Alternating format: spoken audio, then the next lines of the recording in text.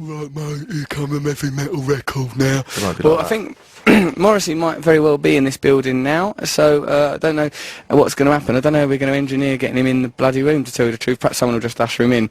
Perhaps the next face I see will be the face of Jen Ivory, Morrissey's long-time associate. Morrissey is now in the room. Morrissey, will you be comfortable in that chair, dear? I don't know. I'll try and be comfortable. Morrissey, this is Peter. He's an Englishman. Hello, Peter. This is, of course, Morrissey. And then this is lovely Jen. Jen, you have a copy of my bookie book there, I notice. Well, he wants me to sign it. Right, okay. Well, I'd like you to sign it. I'll do whatever you like, mister. I would never say want. I would say I would like you to sign it. Why would you not use want? It's a bit of an aggressive word. I'm not pushy. I'm not pushy. Come close to the microphone if you don't mind, Morrissey. Far be it from me to instruct you to do anything. You're listening to BBC Radio 2. This is Russell Brand. We are live. I'm in studio now in Los Angeles with Morrissey. I'm about to interview Morrissey. Long-time listeners of the show will know that Morrissey is a very great hero of mine who I deeply adore. I don't wish to embarrass you or anything, Morrissey. I'm extremely embarrassed. Don't be embarrassed. No, I won't be. We've cleared everyone out of the room. It's just people, because, like, you know, you met my mum last night. Did you like her? I met your mum last night and the week before. I mean, the last few times I've seen you, your mother has been with you. Yeah. Which is really nice. It doesn't make me seem unusual. I think with or without your mother, you're reasonably unusual. Yes. It's difficult to paper over the cracks. But you boast about that, don't you?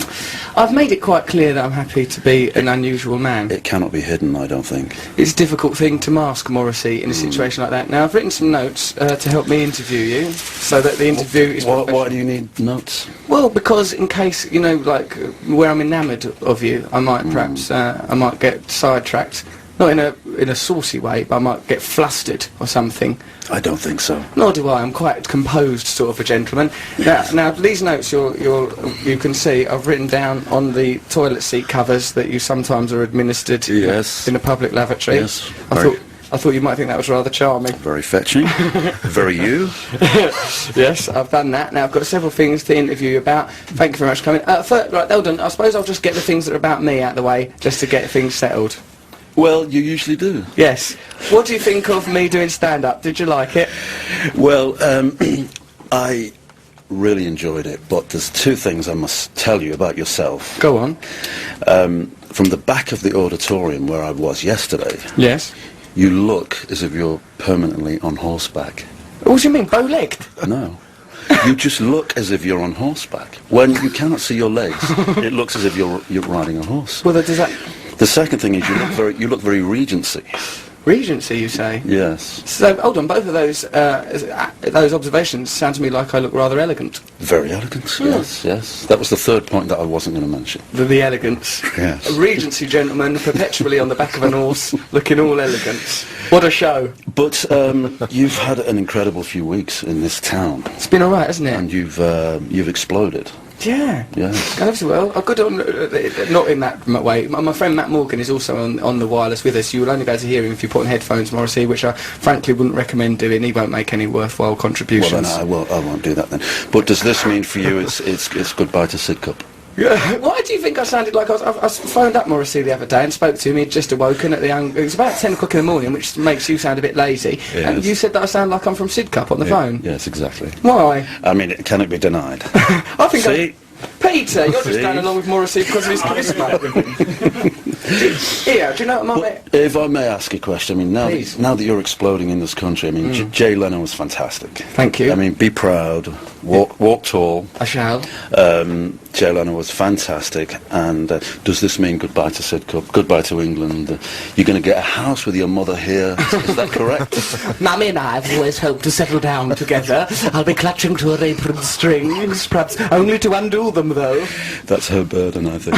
Yeah, she's going to be bearing that burden lifelong. I've never truly left the womb, to be honest with you, Morrissey. Yeah. Oh, wait, last week we played Showdown by New York Dolls for you, but you can't work Listen Again facility. Well, I'm a bit computer illiterate. I couldn't quite get it. I tried.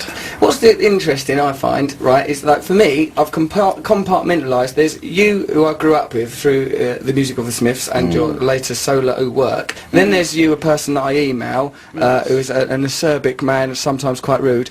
Then there's you, who I meet up with, who you have the demeanour of a member of a European royal family. Like yesterday after the show, when you came backstage to see us, sort of like, that's why I couldn't shake that woman's hand, even though I'd been doing stand-up about social awkwardness, because like Morrissey introduced me to his friend Sarah, and he went, Russell, this is Sarah, like that, and I just went, all right, just stood there, and then he went, this is Sarah, and had to push me towards her from my spine and lifted out my arm to shake hands like I was a flesh puppet. Well, sometimes, you know, there's certain situations where I think you do need a slight push. I often need a bit of a shove in the right direction. Well, I think you get that. Now, on the off chance that there's actual genuine fans of you listening to this show thinking, oh, he's not doing a proper interview, now here is what might be described as a proper interview coming up right now. This is the Russell Brand Show. You're listening to Radio 2. Here's a proper interview with Morrissey.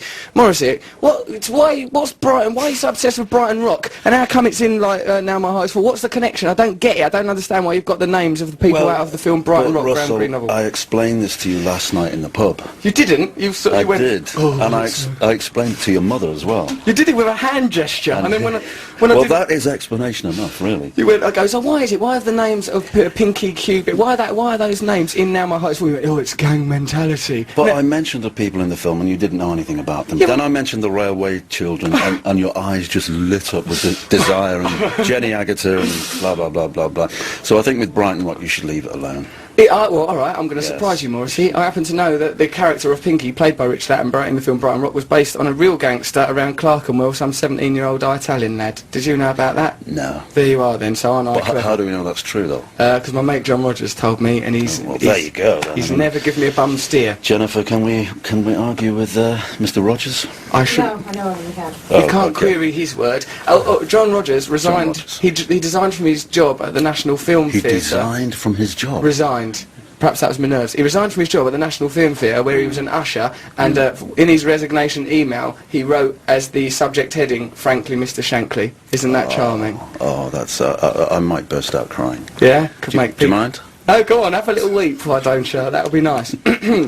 Continuing with our actual interview, what are your favourite Smiths and Morrissey songs? That's what they say in an interview, Matthew. I've heard an interview before. Well, you giggle, but you're actually interested in the reply, aren't you? Yeah, I am, actually. Yes. I like most of them. There's only about 5 or 6 that I really don't like. What, like Oscillate Wildly? No, I love that. I love that. What don't you like? I'd rather not say. I mean, why dwell upon this? Snags. Yeah, let's not dwell on the snags. There's so much positive stuff to behold. What's the point in hanging around on a snag? I spend too much of my time on snags. Well, I saw you last night. Yeah. Fading into the distance, and I thought, there must be a snag around. When that snag came over and kissed me and gave me her phone number, you were appalled, weren't you? I was absolutely appalled. Why was that? Because I thought, not because you were being antisocial, and here we were around this lovely table having wonderful conversation, but your eyes were everywhere but. Yeah. It's funny, isn't it? No. It's funny that I'm there with Morrissey and I'm just thinking, come on, I've got a poor bird, I'm bored! Well, I thought we were going to have some fantastic debates Well, about love, life and beyond. Well, we were going to, and but... there you are, just looking for anything, you know, anything that was remotely alive. Anything that was flapping about on the floor. And then you disappeared and I thought, well... Hold on.